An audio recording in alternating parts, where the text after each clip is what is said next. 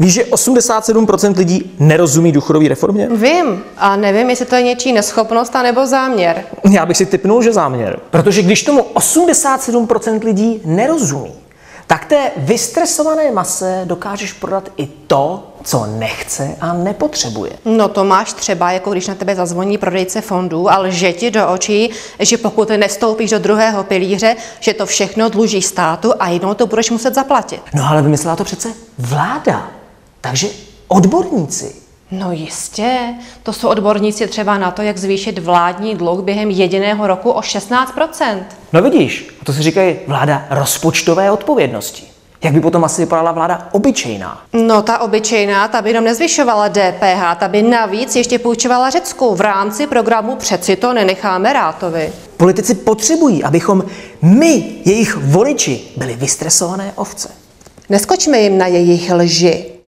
Nahá pravda k dostání u většiny knihkupců a na www.nextfinance.cz.